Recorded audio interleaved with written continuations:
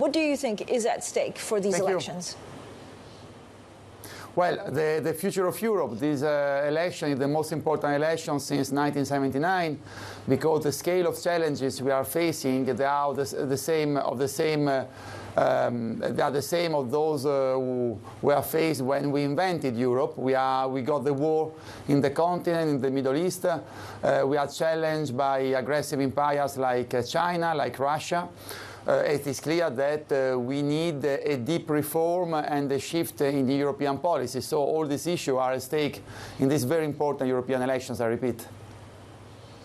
There's a lot of focus in the election about the vote and the share of vote for the far right. Are you worried about a shift rightwards for Europe? And will then that translate into domestic policies?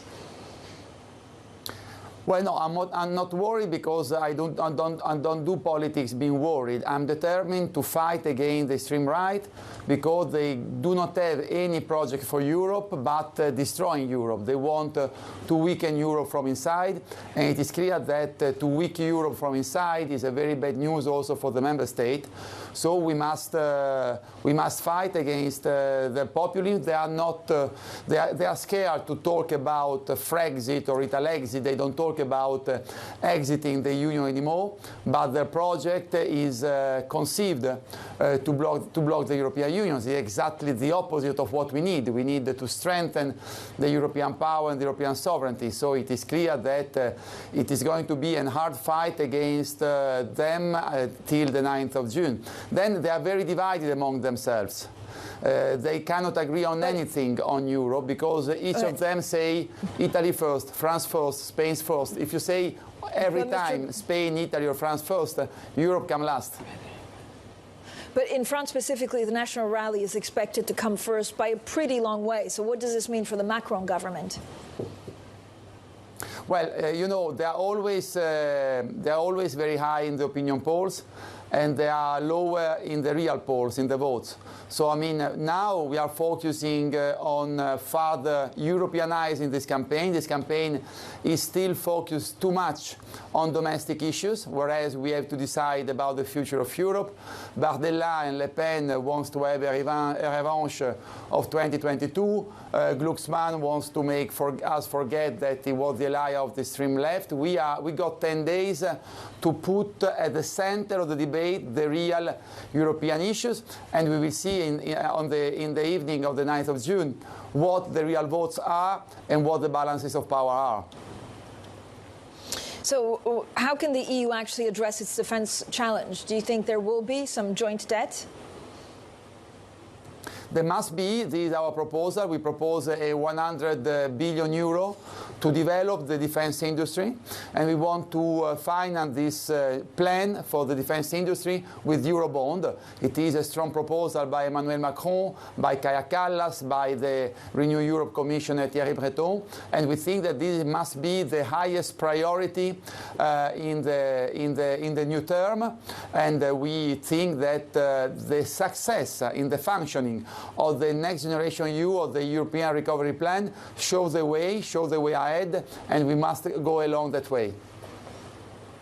So is Europe taking the right approach to China? I think that we have started in the last term to take the right approach to China. China has been very aggressive. China violates the World Trade Organization rules. China has made some predatory investment in Europe. We start to work around the principle of reciprocity.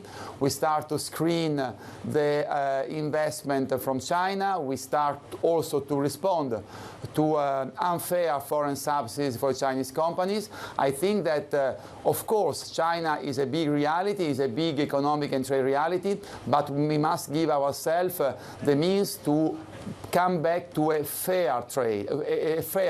With China today, the trade is unfair. We are in favor of free trade, but we want also a level playing field which is respected by the two parties, and the Chinese are not respecting many of this. Can you also talk to me about how you see the green transition and whether you think the EU should actually pick up spending for the EU transition, maybe even rival some of the Spending and Inflation Reduction Act in the US? Well, I think that the green transition is a fundamental industrial and societal choice. There is no time for green fatigue or green backlash. We have elaborated the strategic policy and legislative framework. Now, as you rightly were pointing out, we have to focus on the resources. Already 1/3 of the recovery plan of the Next Generation EU is devoted to the green transition. We have to continue also to create own resources, new own resources for the European Union, like we have done with the carbon mechanism at the external borders of the Union, or with the reform of the emission trading schemes. And we have also to go beyond the 1% dogma. You know that the budget of the European Union is still only 1% of the global European wealth.